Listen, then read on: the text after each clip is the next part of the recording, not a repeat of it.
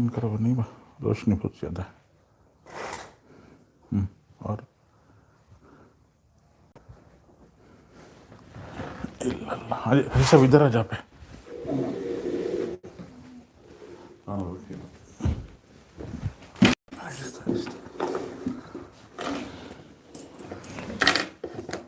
ہاں ٹھیک.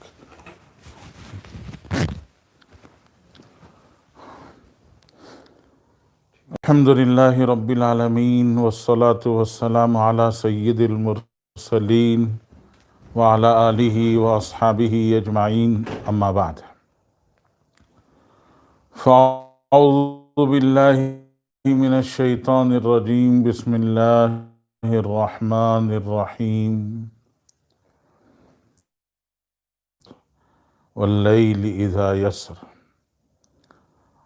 وقال اللہ تعالی وَنَادَيْنَاهُ أَن يَا إِبْرَاهِيمُ قَدْ صَدَّقْتَ الرُّؤْيَا إِنَّا كَذَلِكَ نَجْزِي الْمُحْسِنِينَ وقال النبي صلى الله عليه وسلم ما عمل آدمي من عمل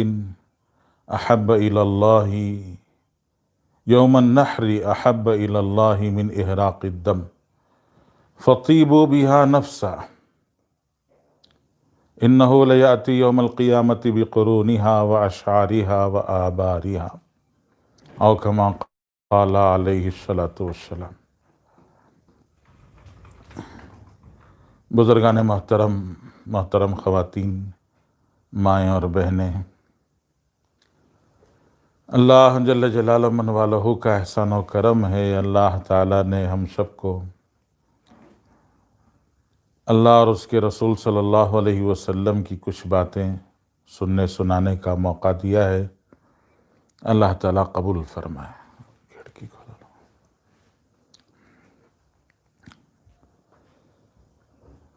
عشرہ ذی الحجہ کے دن اور رات الحمدللہ گزر رہے ہیں اور قربانی کے ایام نزدیک آ رہے ہیں. عشرہ ذی الحجہ سے متعلق کچھ ضروری باتیں اور پھر انشاءاللہ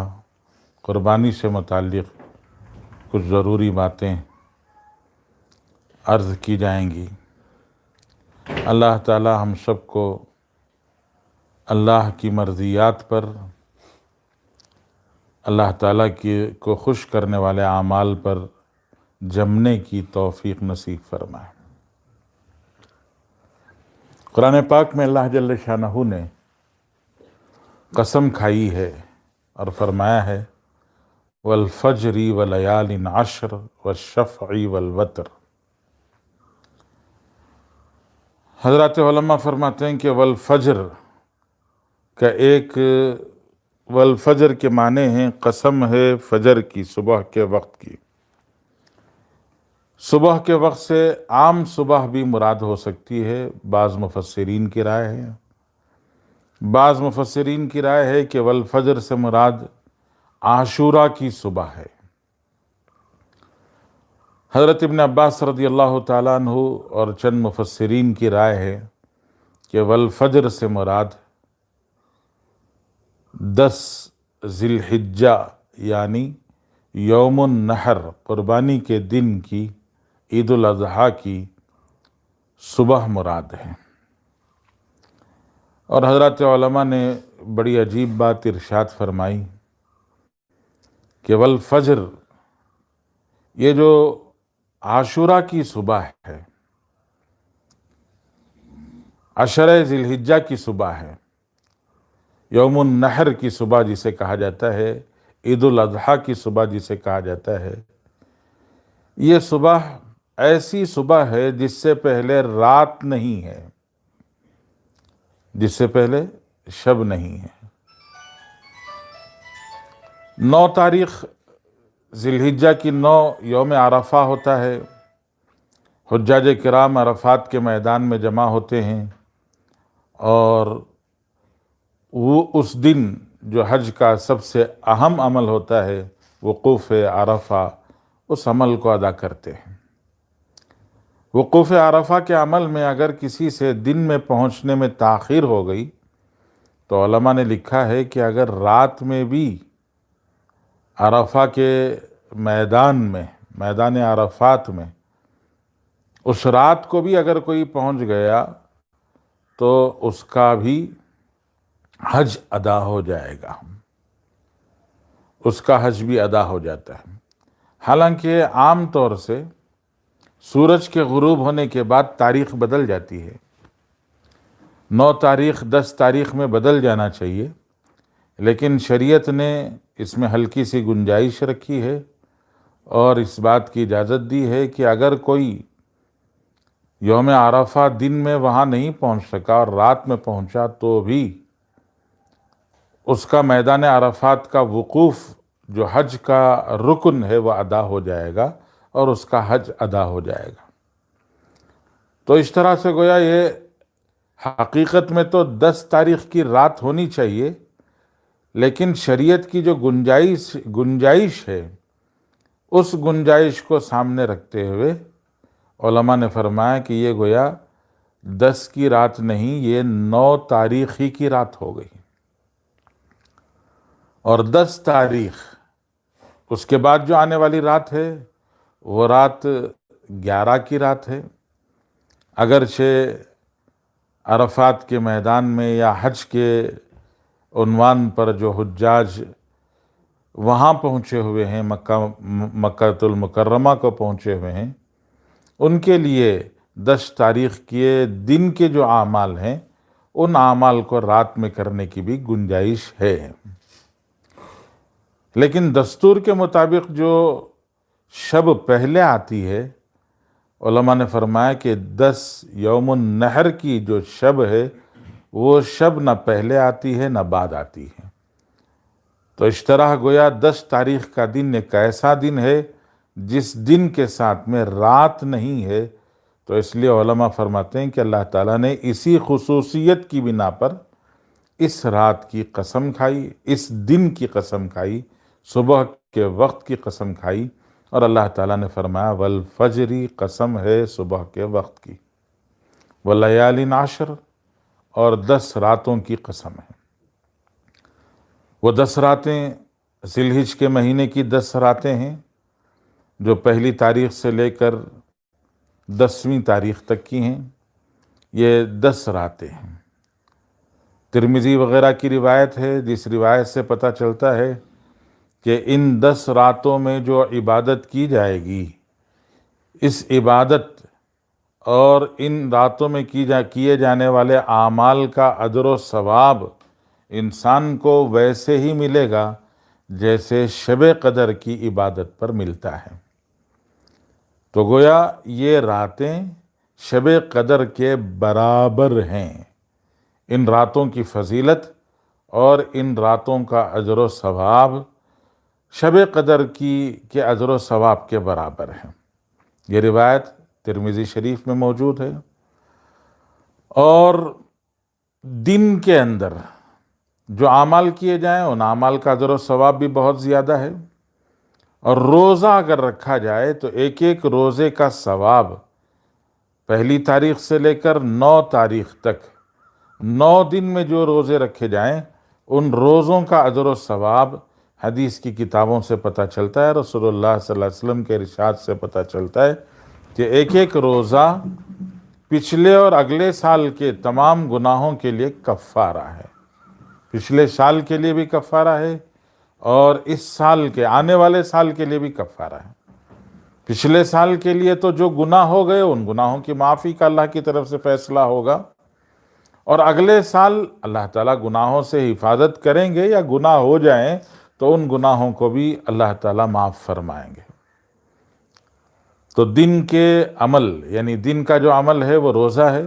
روزے کے عمل کا ثواب یہ بتایا گیا، اور روزے کے علاوہ کوئی بھی عمل کیا جائے، نمازیں پڑھی جائیں، تلاوت کی جائے، تسبیح پڑھی جائے، صدقہ خیرات کیا جائے، کوئی بھی نیک عمل کیا جائے تو ہر نیک عمل کا ثواب اللہ تعالیٰ کے پاس بڑھا ہوا ہے، اس کا اجر اللہ تعالیٰ نے بڑھا دیا ہے۔ تو دن کے اعمال اور رات کا عمل رات میں تلاوت کی جائے، تسبیح پڑھی جائے، نمازیں پڑھی جائیں۔ اس لیے ایک مسلمان کو چاہیے کہ مسلمان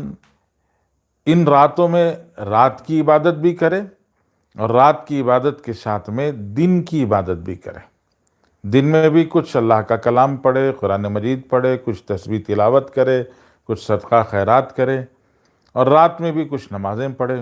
اور حسب توفیق جتنی توفیق ہے اس توفیق کے بقدر روزہ بھی رکھے۔ روزہ رکھنا مستحب ہے، ان 9 دنوں کے اندر روزہ مستحب ہے، رکھا جائے تو یقیناً اجر و ثواب ہے، رکھا جائے تو اللہ کی طرف سے خاص اللہ کی رحمتیں ہیں۔ اور اگر کوئی اپنے عذر کی وجہ سے یا بغیر عذر کے بھی روزہ نہ رکھ سکے تو کوئی حرج نہیں ہے۔ 9 تاریخ جب ہو جاتی ہے تو 9 کی فجر کی نماز سے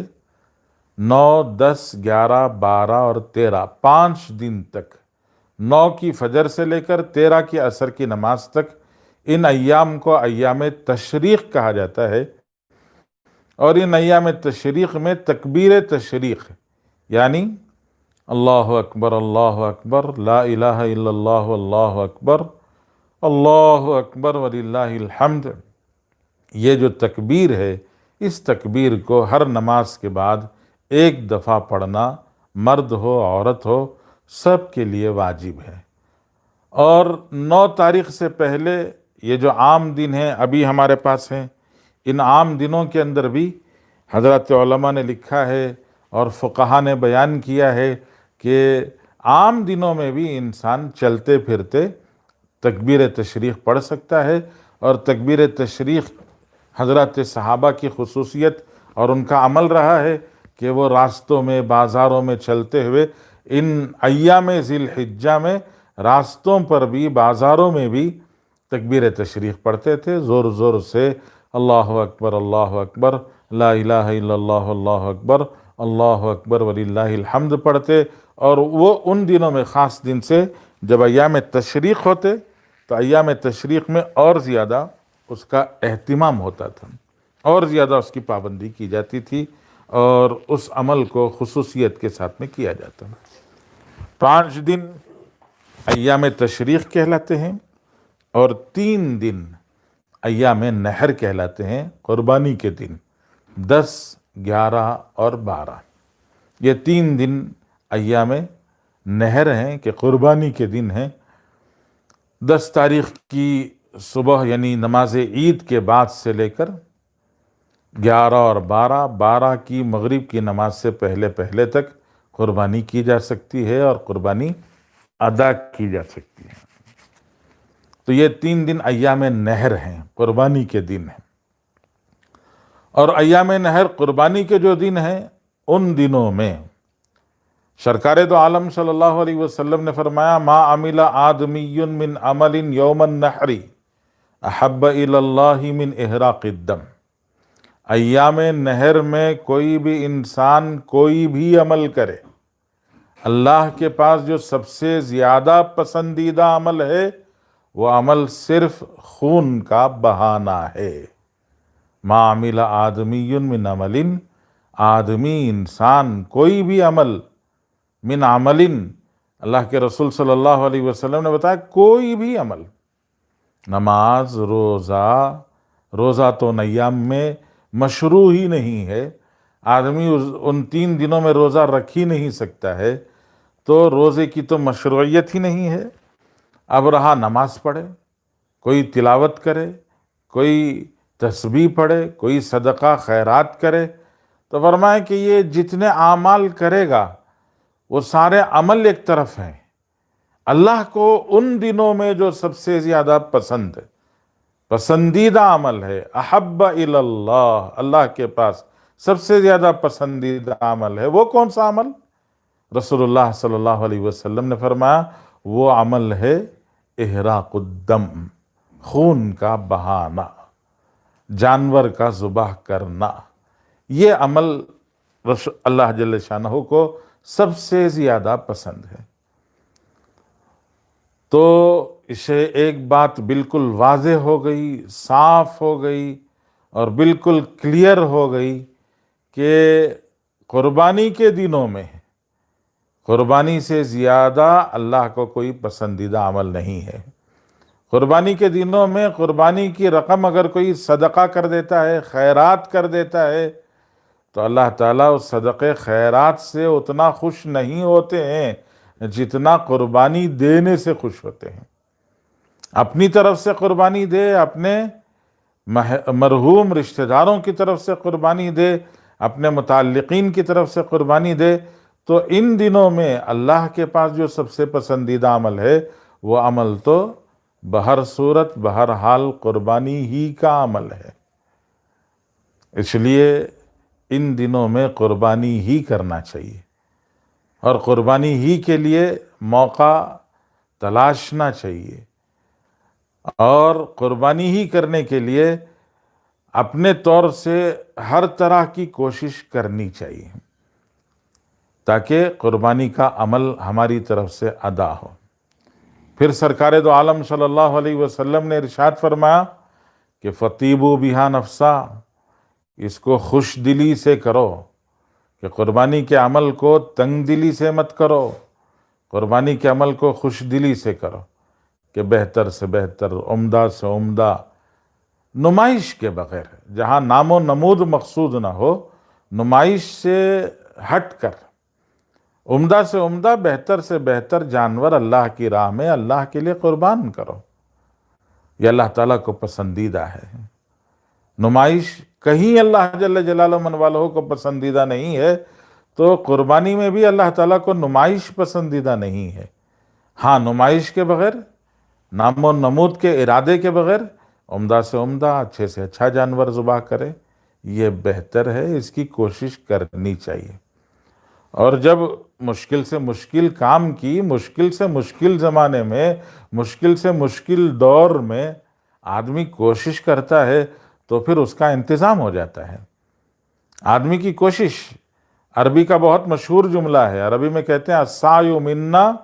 والاتمام من اللہ، کوشش ہماری طرف سے ہوتی ہے کہ ہمیں ہاتھ بڑھانا، قدم بڑھانا پڑتا ہے، اور جب ہم ذرا اپنا قدم بڑھاتے ہیں، ہاتھ بڑھاتے ہیں، تو پھر اللہ تعالیٰ آدمی کے عزم و ارادے کو اور اس کی نیت کو پورا کرا دیتے ہیں۔ تو اس لیے بہتر سے بہتر، ہاں اس میں یہ کوشش نہیں ہونی چاہیے کہ سستے سے سستا اور کم سے کم قیمت کا ہو۔ آج اللہ معاف فرمائے، بہت سارے ذی حیثیت لوگ بھی صرف اس تلاش میں اور صرف اس فکر میں رہتے ہیں کہ سستے سے سستے میں کام ہو جائے اور کم سے کم رقم میں ہماری قربانی ادا ہو جائے، تو یہ کوشش یہ نامناسب ہے، بہتر نہیں ہے۔ ہمیں اوسط درجہ، متوسط درجہ، درمیانہ کا حکم دیا گیا ہے کہ درمیانہ ہونا چاہیے۔ عمدہ سے عمدہ کی کوشش ہو، بہتر ہے، عمدہ سے عمدہ کا حکم نہیں ہے جی، عمدہ سے عمدہ کے لیے بہتر ہے، اور درمیانہ یہ حکم ہے، اور گھٹیا اس کو ناپسند کیا گیا ہے۔ اس لیے ہر آدمی کو اندازہ لگ جاتا ہے کہ درمیانہ کون سا اور نچلے درجے کا کون سا ہے، اور عمدہ اور اعلیٰ درجے کا کون سا ہے، وہ اپنے طور سے فیصلہ کر کے خود ہی اس کا انتظام کر سکتا ہے۔ حضرت حکیم الامت تھانوی رحمۃ اللہ علیہ کی زندگی کے ایک واقعے سے پتہ چلتا ہے کہ حضرت نے بتایا، سمجھایا، گھر کے بارے میں حضرت نے بات کی ہے، اور گھر کے معاملے سے بات سمجھ میں آتی ہے۔ حضرت نے فرمایا کہ رہائش، سر چھپانے کے لیے ایک سایہ انسان کی ضرورت ہے، اتنا تو کر ہی سکتا ہے انسان۔ اس رہائش سے تھوڑا سا آگے ہے آسائش۔ آسائش کا مطلب ہے کہ ذرا آرام دہ بنا لیا، گرمی میں گرمی سے بچنے کے لیے، سردی میں سردی سے بچنے کا انتظام کر لیا، بارش میں بارش سے بچنے کا انتظام کر لیا، ایسا ایک تسلی بخش گھر بنا لیا جس میں سردی گرمی سے بچ کر راحت اٹھا سکے، اس کی بھی اجازت ہے۔ اس سے بھی ایک قدم آگے ہے، اس کو کہتے ہیں آسائش۔ آسائش، آرائش، آرائش کا مطلب اس کو تھوڑا سا ڈیکوریٹ کر لیا، اس کو تھوڑا سا خوبصورت بنا لیا، اس کو تھوڑا سا عمدہ کر لیا، اس میں ماربل لگایا، گرینٹ لگایا، فانوس لگایا اور قیمتی ساز و سامان لگایا، شریعت اجازت دیتی ہے، منع نہیں کرتی ہے۔ قرآن صاف کہتا ہے قل من حرم زینت اللہ التی اخرج لعبادہ، جی نبی جی کہہ دیجئے کہ کس نے اللہ کے نکالے ہوئے زینت اور سنگھار رونق کے سامان کو کس نے منع کیا؟ تو شنگھار اور زینت اس سے منع نہیں کیا گیا ہے، اس کی اجازت ہے، اس کو استعمال کیا جا سکتا ہے۔ اس سے ایک قدم آگے ہے، اس کو کہتے ہیں نمائش۔ حضرت حکیم علامت تھانوی رحمۃ اللہ نے فرمایا کہ آرائش اس سے آگے نمائش ہے، کہ آدمی نام و نمود کو، نمائش کو، دکھاوے کو، شو آف کو اگر اپنا مقصود بنائے تو وہ اللہ کو ناراض کرنے والا ہے۔ اللہ تعالیٰ کو اس کا وہ عمل پسندیدہ نہیں ہے۔ یہ حضرت نے گھر کے متعلق ارشاد فرمایا، لیکن اسی گھر کے اس حکم کو زندگی کی ہر جگہ پر فٹ کیا جا سکتا ہے۔ کپڑے میں بھی فٹ کر سکتے ہیں، سواری میں بھی فٹ کر سکتے ہیں، اور ایسے ہی اس قربانی میں بھی آپ فٹ کر سکتے ہیں کہ حکم جو ہے اس حکم میں عمدہ سے عمدہ مطلوب ہے، لیکن اس میں نمائش سے بچنا چاہیے۔ سرکار دو عالم صلی اللہ علیہ وسلم نے اسی حدیث میں آگے ارشاد فرمایا اِنَّهُ لَيَأْتِي يَوْمَ الْقِيَامَةِ بِقُرُونِهَا وَأَشْعَارِهَا وَأَوْبَارِهَا، کہ رسول اللہ صلی اللہ علیہ وسلم نے فرمایا جو چیز استعمال میں آ گئی اس کے بارے میں تو تمہارا خیال ہے کہ جو استعمال میں آ گئی وہ تو کارآمد ہو گئی، وہ یوز ہو گئی، اس سے فائدہ اٹھا لیا گیا۔ گوشت خود کھائے، رشتہ داروں میں تقسیم کیا، وہ کھائے، غربا میں دیا، انہوں نے استعمال کیا، تو گوشت تو سب کو ملا، وہ کسی نہ کسی طرح سے استعمال میں آ گیا۔ رہی کھال کسی مدرسے کو دے دی، کسی ضرورت مند، کسی غریب کو دے دی، ضرورت مند اور غریب نے اس کو استعمال کر لیا، تو وہ بھی الحمدللہ کھال بھی کام میں آ گئی۔ لیکن کچھ چیزیں ایسی ہیں جو بالکل ہی بیکار چلی جاتی ہیں، ان کا کوئی فائدہ ہوتا ہوا نظر نہیں آتا، دکھائی نہیں دیتا ہے۔ جیسے کھال کے اوپر کے جو بال ہیں، جب دباغت دی جاتی ہے تو وہ سارے بال نالی میں بہہ کے چلے جاتے ہیں۔ اور ایسے ہی بقرونہا، جانور کے جو سینگ ہیں وہ سینگ کسی کام کے نہیں آتے، اور جانور کے پیٹ کے اندر کی جو گندگی ہے وہ گندگی تو نالے میں بہہ جاتی ہے،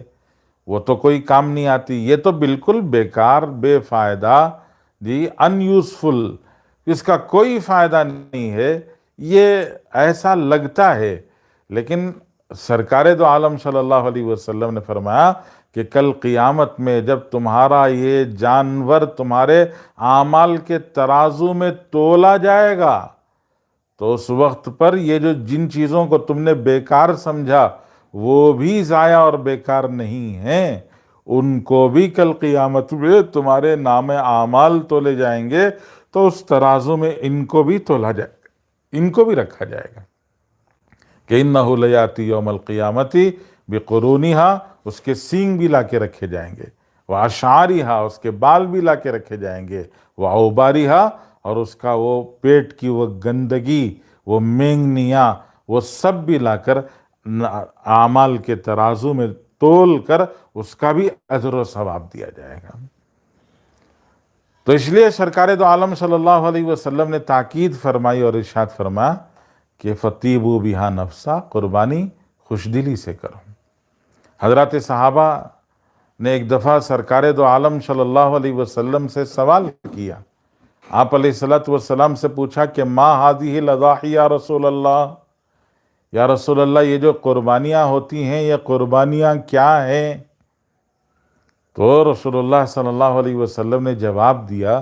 کہ سنت ابیکم ابراہیم، یہ تمہارے باپ حضرت ابراہیم کی سنت ہے،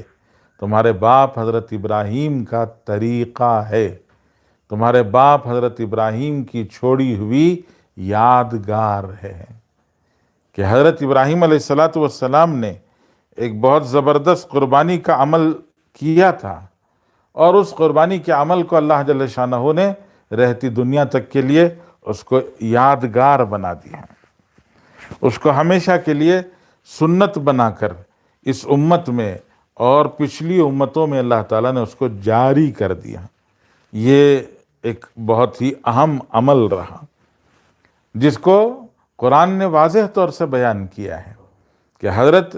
اسماعیل علیہ السلام جو حضرت ابراہیم علیہ السلام کی پہلی اولاد ہے، کہ حضرت ابراہیم علیہ السلام کا نکاح حضرت ہاجرہ سے ہوا۔ حضرت ہاجرہ بادشاہ کی بیٹی ہیں، شہزادی ہیں، جو مصر کا بادشاہ تھا اس زمانے کا، اس مصر کے بادشاہ کی بیٹی تھی، شہزادی تھی ہاجرہ۔ حضرت ابراہیم علیہ السلام نے سفر کیا تھا، آپ شام سے نکل کر جب باپ نے اور شام کے بادشاہ نمرود نے آپ کو مجبور کر دیا اور آپ نے ان کا مقابلہ کیا بت پرستی کے خلاف،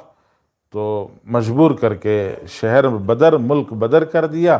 تو حضرت ابراہیم علیہ السلام ملک چھوڑ کر نکل گئے اور آپ اپنی بیوی کے ساتھ میں مصر پہنچے۔ تو مصر کا وہاں کا جو بادشاہ تھا، اس بادشاہ نے حضرت سارہ کو دیکھ کر اس کی نیت خراب ہو گئی، اس نے حضرت سارہ کے ساتھ میں برائی کا ارادہ کیا، لیکن اللہ نے حضرت سارہ کی حفاظت کی۔ جب حضرت سارہ کی حفاظت ہوئی اور اس کا برا ارادہ ناکام ہو گیا، تو تب اس کو احساس ہوا کہ جو صاحب اس خاتون کے ساتھ ہیں وہ بھی بہت بڑے بزرگ ہیں، اور یہ خاتون بھی کوئی کم درجے اور کم حیثیت کی نہیں ہے، اس خاتون کا بھی اللہ کے پاس بہت بڑا مقام ہے۔ تو ان بزرگ یعنی حضرت ابراہیم سے بھی اس کے دل میں محبت پیدا ہو گئی، عقیدت پیدا ہو گئی، اور اس خاتون حضرت سارہ کی بھی عقیدت اس کے دل میں پیدا ہو گئی۔ تو تاریخ کی کتابوں میں آتا ہے کہ اس بادشاہ نے اپنی چہیتی بیٹی کو حضرت سارہ کے حوالے کر دیا، کہا کہ میری بچی کو آپ اپنی تربیت میں رکھیں۔ تو حضرت سارہ کی تربیت میں آئیں، تو حضرت سارہ نے اس بادشاہ کی بیٹی کو بہتر اور مناسب یہی سمجھا کہ اس کو میری خدمت میں کیا رکھوں، میں اس کو اپنے شوہر کی خدمت میں دیتی ہوں۔ یہ کہہ کر انہوں نے حضرت ہاجرہ کا نکاح حضرت ابراہیم علیہ السلام سے کرا دیا۔ حضرت ابراہیم علیہ السلام سے نکاح ہوا، تو اس نکاح پر سب سے پہلے اللہ جل شانہ نے اولاد عطا فرمائی، اور وہ اولاد حضرت اسماعیل تھی۔ حضرت اسماعیل علیہ السلام پیدا ہوئے، جبکہ ابھی حضرت سارہ کو کوئی اولاد نہیں ہوئی تھی، اس سے پہلے حضرت ہاجرہ سے لڑکا پیدا ہو گیا، اور حضرت ابراہیم کی عمر بھی کافی ہو گئی تھی، 100 سال کے قریب، تو بڑی عمر میں یہ اولاد ہوئی، تو بڑی محبت، بڑا پیار تھا۔ اللہ تعالیٰ نے آزمانے کا فیصلہ کیا، تو یہ آزمائش ہوئی کہ حضرت ابراہیم کو اللہ نے حکم دیا کہ آپ اپنی چہیتی بیوی کو بھی اور چہیتی اولاد کو دونوں کو لے جائیے، اور لے جا کر وادی غیر ذی زرع میں چھوڑ دیجیے۔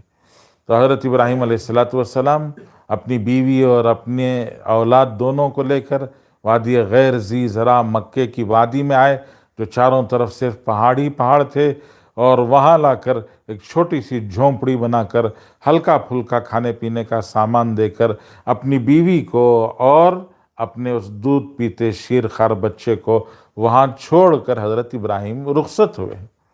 اور جب حضرت ابراہیم رخصت ہوئے تو حضرت ہاجرہ پیچھے دوڑتی ہوئی آئیں، اور حضرت ہاجرہ نے پکار کے کہا کہ آپ ہمیں چھوڑ کے کہاں جا رہے ہیں؟ حضرت ابراہیم نے کوئی جواب نہیں دیا، 2-3 دفعہ پوچھنے پر بھی جواب نہیں دیا۔ تو حضرت ہاجرہ نے فرمایا، اللہ امرک بہذا، اللہ کے حکم پر چھوڑ کے جا رہے ہیں؟ تو حضرت ابراہیم نے جواب میں فرمایا کہ ہاں، اللہ کے حکم پر چھوڑ کے جا رہا ہوں۔ تو حضرت ہاجرہ نے وہ جواب دیا جس کو تاریخ کی کتابوں میں سنہرے الفاظ میں لکھا گیا ہے، جو رہتی دنیا تک الفاظ اپنے یقین، اپنی تاثیر اور اپنے اعتماد اللہ اور اللہ کی ذات پر بھروسے کی تاریخ بن کر وہ تاریخی جملے بن گئے ہیں، کہ حضرت ہاجرہ نے فرمایا اذا لن یضیعنا اللہ، آپ جائیے، اللہ ہمیں برباد نہیں ہونے دیں گے۔ تو حضرت ابراہیم رخصت ہوئے، اور جب بیوی کی آنکھوں سے اوجھل ہو گئے تو وہاں کھڑے ہو کر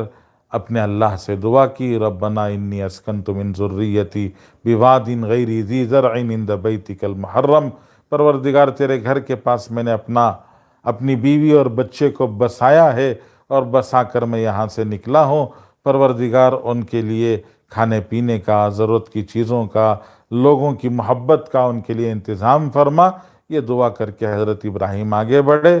حضرت حاجرہ 1 سال تک یہاں پڑی رہیں، اسی دوران میں زمزم کا پانی اللہ تعالیٰ نے عطا فرمایا، اور 1 سال کے بعد حضرت ابراہیم کو اجازت ملی کہ آپ اپنی بیوی اور بچے سے مل سکتے ہیں۔ 1 سال کے بعد حضرت ابراہیم واپس آئے، اور تاریخ کی سیرت کی کتابوں میں ملتا ہے کہ حضرت ابراہیم اپنی سواری سے نیچے بھی نہیں اترے۔ حضرت حاجرہ کہتی رہیں کہ آپ تشریف لائیں، ہمارے جھونپڑے میں رکیں۔ حضرت ابراہیم نے فرمایا صرف دیکھ کر واپس ہونے کا حکم ہے، تو میں صرف تمہیں دیکھ کے واپس ہونا چاہتا ہوں۔ تو حضرت حاجرہ نے اجازت مانگی، اگر صرف اتنا ہی اللہ کی طرف سے حکم ہے تو ہمیں اجازت دیں، ہم آپ کا چہرہ دھلا دیں، پیر دھلا دیں، ہاتھ دھلا دیں۔ حضرت حاجرہ نے اپنے شوہر کے ہاتھ دھلائے، پیر دھلائے، اور چہرہ دھلایا، اور جو کچھ تھا کھلا پلا کر اپنے شوہر کو رخصت کیا۔ 1 سال کے بعد آیا ہے شوہر، اور وہ بھی سواری سے نیچے اترے بغیر پھر واپس ہو گئے ہیں۔ اس طرح سے اللہ جل شانہ نے ایک آزمائشی دور حضرت حاجرہ، حضرت اسماعیل پر گزارا۔ پھر قرآن کہتا ہے کہ فلما بلغ معہ السعی، جب حضرت ابراہیم علیہ السلام کے ساتھ حضرت اسماعیل مدد کرنے، ساتھ دینے، سہارا بننے کے قابل ہو گئے، جب حضرت ابراہیم علیہ السلام کا ساتھ دینے کے قابل، فلما بلغ معہ السعی، مدد اور کوشش میں، محنت میں حضرت ابراہیم کے ساتھ دینے کے لائق ہو گئے، تو حضرت ابراہیم علیہ السلام نے اپنے بچے سے کہا، مشکل سے 8، 9، 10 سال کی عمر ہوئی ہوگی، تو تب اللہ تعالیٰ کی طرف سے ایک اشارہ ہوا، اور وہ اشارہ یہ ہوا کہ انی اری فی المنام انی اذبحک، کہ بیٹے میں نے خواب دیکھا ہے کہ میں تمہیں ذبح کر رہا ہوں، فانظر ماذا تری، بتاؤ تمہاری کیا رائے ہے۔ یہاں حضرت علماء نے، مفسرین نے ارشاد فرمایا، حضرت ابراہیم علیہ السلام کو اپنے بیٹے اسماعیل کی رائے لینے کی ضرورت نہیں تھی، اللہ کا حکم تھا، اللہ کا حکم پورا کرنا تھا، لیکن حضرت ابراہیم علیہ السلام نے اپنے بیٹے کی جو رائے لی اور اس سے پوچھا،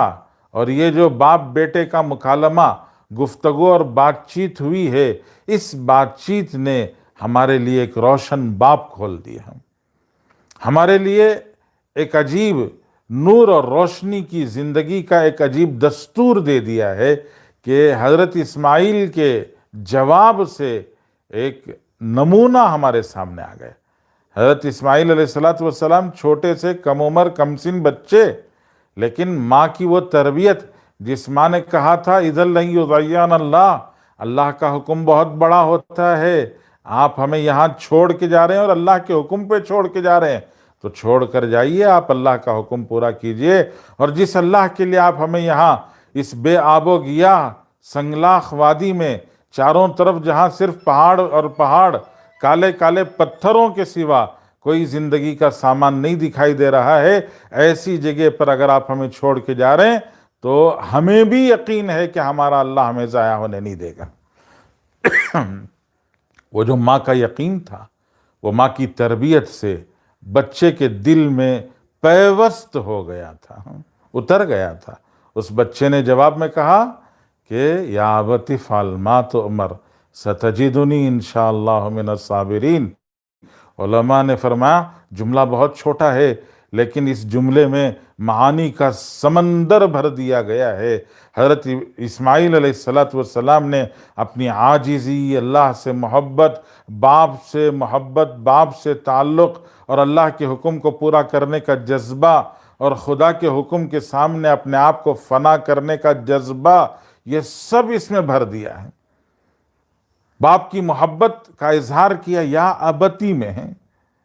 جی، کہ باپ کی محبت کا اظہار کیا یا ابتی، میرے ابا جان، افعل ما تؤمر، جو اللہ حکم دے رہے ہیں وہ تو کر جائیے، میری گردن پر چھری چلنی ہے، کون سی بڑی بات ہے؟ لیکن یہ سوچئے کہ یہ تو اللہ کا حکم ہے، اور کیا اللہ کا حکم ٹوٹ سکتا ہے؟ آسمان ٹوٹ سکتا ہے اس لیے کہ آسمان ٹوٹنے ہی بنا ہے، زمین پھٹ سکتی ہے اس لیے کہ زمین پھٹنے ہی کے لیے بنی ہے، سورج بے نور ہو سکتا ہے اس لیے کہ سورج بے نور ہونے ہی کے لیے بنا ہے، چاند اپنی روشنی کھو سکتا ہے اس لیے کہ چاند اپنی روشنی کھونے ہی کے لیے پیدا ہوا ہے، یہ سب تو فنا کے لیے پیدا ہوئے ہیں، لیکن میرے اللہ کا حکم وہ بقا کے لیے، وہ پورا کیے جانے کے لیے ہوا ہے، اس لیے میرے اللہ کا حکم تو ہر حال ہر صورت میں پورا ہونا ہے، آپ میرے اللہ کا حکم پورا کیجئے۔ ہاں میری گردن کٹے گی، میں ذبح ہو جاؤں گا، کون سی بڑی بات ہے؟ ستجدنی انشاءاللہ من الصابرین، بہت سارے اللہ کے نام پر اپنی گردن ذبح کرنے والے ہیں، سب سے پہلے حابیل جن کو قتل کر دیا گیا، اور ایسے معلوم نہیں کتنے جن کو اللہ کے نام پر ذبح کر دیا گیا، اور میرے سے بڑھ کر آپ ہی تو ایک نمونہ ہیں۔ اپنے ابا سے کہا آپ بھی تو ایک نمونہ ہیں کہ آپ کو بھی تو اتنی زبردست آگ میں ڈال دیا گیا تھا، آپ بھی تو اپنے آپ کو اللہ کے لیے ذبح کر چکے ہیں، اپنے آپ کو اللہ کے لیے فنا کر چکے ہیں، تو میں اور میری چھوٹی سی جان اگر اللہ کے لیے ذبح کر دی جائے، فنا کر دی جائے، تو کون سا میرا کمال ہے اور کون سی میری بہت بڑی پذیرائی کی بات ہے؟ فرمایا کہ میں بھی بہت سارے صبر کرنے والوں میں سے ایک معمولی سا صابر بن جاؤں گا۔ حضرت ابراہیم علیہ السلام نے جواب سنا، اپنے بچے کو ساتھ لے کر نکلے، اور جس جگہ ذبح کرنا تھا وہاں لٹایا، تو بیٹے نے کہا کہ ابا جان آپ مجھے اوندھا منہ لٹا دیجئے، چت لٹائیں گے تو آپ کا چہرہ میرے چہرے کی جانب اور میرا چہرہ آپ کے چہرے کی جانب، کہیں میری محبت غالب نہ آ جائے، آپ کی شفقت غالب نہ آ جائے، اور اللہ کا حکم پورا ہونے سے نہ رہ جائے، اس لیے آپ مجھے اوندھا منہ لٹا دیجئے۔ تو اوندھا منہ لٹا دیا، اور اوندھا منہ لٹا کر اللہ کا حکم پورا کرنا شروع کیا۔ ادھر شیطان نے حضرت حاجرہ کو بہکانا چاہا، اللہ تعالیٰ نے حضرت حاجرہ کی یقین، توکل علی اللہ، اللہ پر بھروسہ، وہ جس درجے کا تھا، شیطان اس کے سامنے کیا حیثیت رکھتا ہے، شیطان کے مکر کی کیا حیثیت ہے۔ تو حضرت حاجرہ نے پوری ہمت سے کہا کہ میرا بچہ ذبح ہو رہا ہے، اللہ کے لیے ہو رہا ہے، تو مجھے کوئی ڈر خوف کی بات نہیں۔ تو بہرحال قرآن کہتا ہے فَلَمَّا أَسْلَمَا وَتَلَّهُ لِلْجَبِينِ، جب باپ بیٹے دونوں اللہ کے حکم کے سامنے اپنا سر جھکا چکے اور اللہ کے حکم کے سامنے اللہ کے حکم کو پورا کرنے کے لیے انہوں نے پوری تیاری کر لی، اوندھا منہ لٹا دیا اور چھری پوری طاقت سے چلانا شروع کیا، پوری طاقت سے چھری چلا رہے ہیں، وہ چھری اس چھوٹے سے بچے کی وہ نازک سی گردن چھری نہیں کاٹ رہی ہے۔ حضرت ابراہیم نے پوری طاقت لگائی، اور ابراہیم پیغمبر ہیں، اور پیغمبر کے بدن میں ایک انسان کی طاقت نہیں ہوتی ہے، بعض روایتوں سے پتہ چلتا ہے 40 مردوں کی طاقت ہوتی ہے۔ تو 40 آدمیوں کی قوت لگ رہی ہے، اور 40 آدمیوں کی قوت کے باوجود وہ گردن، نازک سی گردن نہیں کٹ رہی ہے۔ تو حضرت ابراہیم بھی پریشان ہو گئے کہ یہ کیا ہو رہا ہے، اور اس چاقو سے پوچھا کہ کاٹتی کیوں نہیں ہے؟ تو اس چاقو نے جواب دیا کہ جس خدا نے مجھے کاٹنے کے لیے بنایا اور پیدا کیا ہے، اسی خدا کا حکم ہے کہ میں اسماعیل کی گردن پر معمولی سا ہلکی سی خراش بھی آنے نہ دوں۔ کٹنا تو دور کی بات ہے، اس کے گردن پر ہلکی سی خراش بھی آئے، اس کی مجھے اجازت نہیں ہے۔ تو اوپر سے جب یہ سارا منظر اللہ دیکھ رہے تھے، فرشتے دیکھ رہے تھے، تو فرشتوں کے درمیان اللہ نے حضرت ابراہیم کو پکارا وَنَادَيْنَاهُ أَن يَا إِبْرَاهِيمُ، اللہ فرماتے ہیں ہم نے وہیں سے پکارا کہ یا ابراہیم، فرشتے کو نہیں بھیجا، خود خداوند تعالیٰ نے پکار کے پہلے ابراہیم سے کہا قد صدقت الرؤیا، ابراہیم تم نے اپنا خواب سچ کر دکھایا۔ اور پھر فرمایا کہ چلو اس بچے کو نہیں، اس کے بدلے میں ہم نے مینڈھا بھیجا ہے، اس مینڈے کو ذبح کر دو، وَفَدَيْنَاهُ بِذِبْحٍ عَظِيمٍ، کہ اس کے بدلے میں یہ ذبح کر دو، اور یاد رکھو کہ یہ جو تم نے عمل کیا ہے اس عمل کو ہم نے ہمیشہ کے لیے برقرار رکھ دیا، یہ عمل اب ہمیشہ باقی رہے گا۔ یہی وہ بات تھی جو سرکار دو عالم صلی اللہ علیہ وسلم سے صحابہ نے پوچھا، اور آپ نے جواب دیا کہ ما هذه الاضاحی یا رسول اللہ، یہ قربانیاں کیا ہیں؟ اللہ کے رسول نے فرمایا سنت ابیکم ابراہیم، کہ تمہارے باپ ابراہیم کی سنت ہے۔ صحابہ نے صرف اتنا سن کر سکوت نہیں اختیار کیا، خاموش نہیں رہے۔ ارے ہمارے باپ ابراہیم کی یادگار منائی جا رہی ہے، چلو باپ ابراہیم کی یادگار ہی ہمارے لیے خوشی کی بات ہے۔ نہیں، ان کے سامنے آخرت تھی، وہ ہمیشہ آخرت کو نگاہوں میں رکھتے تھے، اس لیے انہوں نے فوراً رسول اللہ صلی اللہ علیہ وسلم سے پوچھا، رسول اللہ ہمارے باپ ابراہیم کی یادگار ہے، یہ تو ٹھیک ہے، لیکن یہ بتائیے وَمَا لَنَا فِيهَا یا رسول اللہ، اللہ کے رسول ہمیں کیا ملے گا، ہمارا کیا فائدہ ہے؟ تو رسول اللہ صلی اللہ علیہ وسلم نے صحابہ کو بتایا کیا فائدہ ہے یہ پوچھتے ہو، کیا فائدہ ہے اس کا تمہیں اندازہ کرنا ہو، اور ایک قربانی پر تمہیں کتنا فائدہ ملے گا اس کا تم حساب لگانا چاہتے ہو، تو میں تم سے کہتا ہوں کہ اب تم حساب لگانا شروع کرو۔ میں تمہیں اجر بتاتا ہوں کہ بِكُلِّ شَعْرَةٍ حَسَنَةٌ، وہ بال جو کھال پر لگے ہوتے ہیں اور جن کو کھال کو صاف کرتے وقت پر صاف کر دیا جاتا ہے، اور جو نالی میں بہہ کر گندی نالی میں چلے جاتے ہیں، وہ جو بال ہیں رسول اللہ صلی اللہ علیہ وسلم نے فرمایا کہ جانور کے بدن کے ہر بال کے بدلے میں ایک ایک نیکی ملے گی۔ کتنی نیکیاں ہو گئی؟ کسی نے ایک جانور ذبح کیا تو اب حساب لگا کے بتائے کہ ایک جانور ذبح کرنے پر اس کو کتنی نیکیاں ملی۔ کیا جانور کے بدن کے بال گنے جا سکتے ہیں؟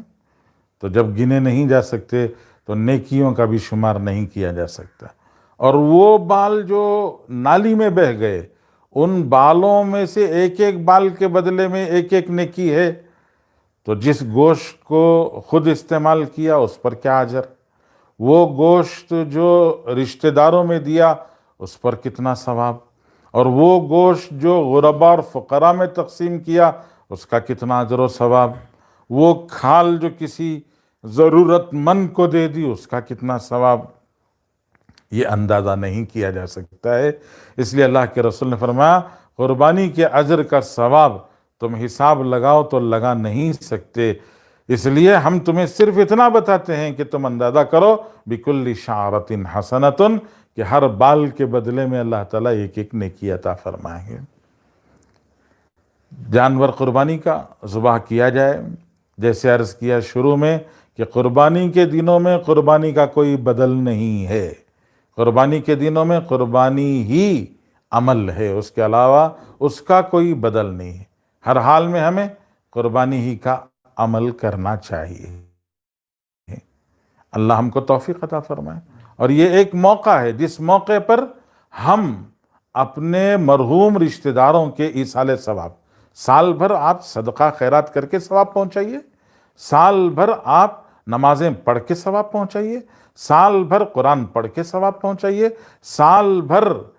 تسبیح پڑھ کے ثواب پہنچائیے، لیکن یہ 3 دن ایسے ہیں کہ ان 3 دنوں میں آپ ان کو قربانی کا ثواب پہنچا سکتے ہیں۔ تو اس لیے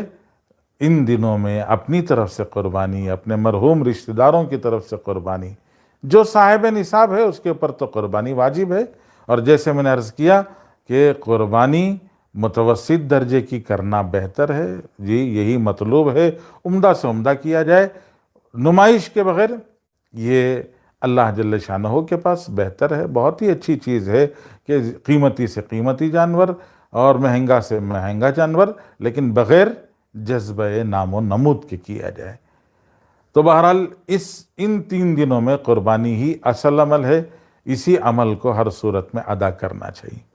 اور قربانی کے لیے جیسے عرض کیا، اللہ جل شانہ نے ایک بار صاف کر دی، بتا دیا لن ینال اللہ لحومها ولا دماؤها ولکن ینالہ التقوی منکم۔ گوشت تو تم ہی کھا لیتے ہو، اپنے ہی سمدھاوے میں تقسیم کر دیتے ہو کہ وہ سمدھی نے اپنے دوسرے سمدھی کو ران بھیج دی اور اس نے ان کو ران بھیج دی، گویا رشتہ داروں میں رانوں کا تبادلہ ہو جاتا ہے، کچھ غربا میں تقسیم ہو جاتا ہے۔ تو بہرحال اللہ نے منع نہیں کیا، یہ رشتہ داروں میں دوہرا اجر ملے گا آپ کو، ران دینے پر اکہرا اجر نہیں، اللہ تعالیٰ دوہرا اجر دیں گے، رشتہ داری کے لحاظ کرنے کا بھی اجر دیں گے، قربانی کے گوشت کے دوسروں کو بطور ہدیہ دینے کا بھی اجر دیں گے، منع نہیں کیا ہے جی۔ لیکن غربا کے لیے بھی عمدہ سے عمدہ چیز، بہتر سے بہتر چیز ہونی چاہیے، انتہائی گری پڑی چیز نہیں ہونی چاہیے۔ یہ اللہ نے، اللہ کے رسول نے بتایا ہے۔ شریعت میں بالکل ابتدائی جب دور تھا، جب انتہائی غربت کا دور تھا، اس وقت پر رسول اللہ صلی اللہ علیہ وسلم نے تاکید فرمائی تھی کہ جانور ذبح ہونے کے بعد اس کا گوشت گھر میں باقی نہ رہے، سارا گوشت تقسیم ہو جائے۔ لیکن پھر جب اللہ جل شانہ نے امت میں سہولت پیدا کر دی اور ماشاءاللہ فقر تنگ دستی دور ہوئی، تو رسول کریم صلی اللہ علیہ وسلم نے اجازت عطا فرمائی اور فرمایا کہ قربانی کا گوشت قربانی کے بعد کھاؤ بھی، استعمال بھی کرو اور اٹھا کر ذخیرہ کرو، اس کی بھی اجازت ہے، رسول اللہ صلی اللہ علیہ وسلم نے اجازت دی۔ بہتر یہ ہے کہ قربانی کے جانور کے 3 حصے کیے جائیں، گوشت کے 3 حصے کیے جائیں، ایک حصہ اپنے لیے، ایک رشتہ داروں کے لیے اور ایک حصہ غربا میں تقسیم کیا جائے۔ البتہ اجازت یہ ہے کہ پورے کا پورا تقسیم کر دیا جائے، یہ بھی اجازت ہے کہ پورے کا پورا رشتہ داروں میں دے دیا جائے، اور اس بات کی بھی اجازت ہے کہ سارے کا سارا خود ہی رکھ کر استعمال کیا جائے، یہ بھی منع نہیں ہے، دی اجازت سب طرح کی ہے۔ بہتر اور مستحب یہ ہے کہ 3 حصے کر 3 حصوں میں تقسیم کیا جائے، یہ زیادہ بہتر ہے۔ تو اللہ جل شانہ نے ارشاد فرمایا کہ گوشت تو تم ہی استعمال کر لیتے ہو اور خون تو نالی میں بہہ کے چلا جاتا ہے، اللہ کو کیا پہنچتا ہے؟ اللہ تعالیٰ کو تمہارا گوشت یا تمہارا خون نہیں پہنچتا، تمہارے دل کے جو جذبات ہوتے ہیں کہ قربانی کرتے وقت پر تمہارا جو جذبہ ہے وہ جذبہ اللہ کو پہنچتا ہے۔ کیا جذبہ؟ ہمارے ایک بزرگ نے بڑی اچھی، بہت ہی شاندار بات فرمائی، فرمایا کہ حضرت ابراہیم، حضرت اسماعیل اور حضرت حاجرہ نے اپنی قربانی پیش کر ہم سب کو ایک ہدایت دی ہے، ایک رہبری دی ہے اور ایک تعلیم دی ہے، اور وہ تعلیم یہ ہے کہ اللہ نے اس اہل البیت، اس گھرانے کو اللہ نے پسند فرمایا۔ مردوں کے لیے حضرت ابراہیم کو نمونہ بنایا، عورتوں کے لیے اللہ نے حضرت حاجرہ کو نمونہ بنایا، اور بچوں کے لیے اللہ نے حضرت اسماعیل کو نمونہ بنایا ہے۔ تو قربانی کرتے وقت پر مجھے یہ دیکھنا چاہیے کہ میں بھی ابراہیم بنا کہ نہیں بنا، ہماری عورتوں کو یہ دیکھنا چاہیے کہ میں بھی حاجرہ بنی کہ نہیں بنی، اور ہمارے بچوں کو یہ دیکھنا چاہیے کہ ہم بھی اسماعیل بنے کہ نہیں بنے۔ ہمارے ایک بزرگ نے بڑی پیاری بات کہی، جب آپ جانور ذبح کرتے ہیں آپ دیکھیں ذرا غور سے، پہلے تو جانور جب اس کو لٹایا جاتا ہے، ابتدا میں وہ ذرا سا ہاتھ پیر جھاڑتا ہے، مارنے کی کوشش کرتا ہے، بچ کے نکلنے کی کوشش کرتا ہے، لیکن اس کو لٹا دو، پیر باندھ دو، اب وہ پیر باندھنے کے بعد وہ جانور خاموش لیٹ جاتا ہے، چھوٹا جانور ہو بڑا جانور ہو، اب وہ ایک دفعہ پیر باندھ دو، اب اس کو معلوم ہے کہ میری گردن کٹنے والی ہے، لیکن اس کے باوجود وہ خاموش لیٹ جاتا ہے۔ تو ہمارے ایک بزرگ نے فرمایا یہ جانور خاموش لیٹ کر ہمیں یہ کہہ رہا ہے کہ میں تو اسماعیل بن گیا۔ ایسے ہی اسماعیل لیٹ گئے تھے نا ذبح ہونے کے لیے تیار ہو کر، تو جیسے اسماعیل لیٹ گئے تھے ویسے میں بھی تیار ہو کے لیٹ گیا ہوں، اب تم بتاؤ۔ وہ جانور ہم سے پوچھتا ہے کہ تم بتاؤ، تم ابراہیم بنے، تمہاری عورتیں حاجرہ بنی، تمہارے بچے بھی اسماعیل بنے کہ نہیں بنے؟ اس لیے بزرگوں، مجھے آپ کو سب کو یہ نیت کرنی چاہیے، یہ ارادہ کرنا چاہیے کہ ہم بھی ابراہیم بنیں، ہماری عورتیں حاجرہ بنیں اور ہمارے بچے اسماعیل بنیں۔ اللہ ہم سب کو توفیق نصیب فرمائے۔ دو چار باتیں جو پوری اس گزارشات میں عرض کی گئیں، ان میں سے خلاصے کے طور پر جی یہ 10 دن بہت اہم ہیں، عبادتوں میں گزارنے کی کوشش کریں۔ ایک دن کا روزہ سال کے روزے کے برابر ہے، اور پچھلے 2 سالوں، پچھلے اور اگلے سال 2 سالوں کے کفارے کا ذریعہ بنتا ہے، اور رات کی عبادتیں شب قدر کی عبادت کا ثواب ہمیں دلاتی ہیں۔ اور ایام نحر، قربانی کے دنوں میں قربانی سے بڑھ کر کوئی اور عمل نہیں ہے۔ ایام تشریق جو 5 دن ہیں، ان 5 دنوں میں تکبیر تشریق پڑھنا چاہیے۔ ان 5 دنوں کے علاوہ یہ جو اب گزر رہے ہیں دن، ان دنوں میں بھی چلتے پھرتے اٹھتے بیٹھتے تکبیر تشریق پڑھنی چاہیے۔ اللہ مجھے آپ کو پوری امت کو توفیق نصیب فرمائے۔ اللہم صلی علی سیدنا حبیبنا نبینا مولانا محمد وعلی آل محمد وبارک وسلم۔ اللہم انت السلام ومنک السلام والیک یرجع السلام، تبارکت ربنا وتعالیت یا ذا الجلال والاکرام۔ اللہم آتی انفسنا تقواہا وزکیہا انت خیر من زکاہا انت ولیہا ومولاہا۔ اللہم بلغ مرادنا ومراد المسلمین واقض حاجاتنا وحاجات المحتاجین۔ یا ربی بالمصطفیٰ بلغ مقاصدنا واسمح لنا ما مضى یا واسع الکرم۔ اللہم ارحمنا فإنک بنا راحم ولا تعذبنا فإنک علینا قادر ولا تخزنا فإنک بنا عالم۔ ربنا تقبل منا انک انت السمیع العلیم وتب علینا انک انت التواب الرحیم۔ صلی اللہ تعالی علی خیر خلقہ محمد وآلہ وصحبہ اجمعین۔ الحمد للہ رب العالمین۔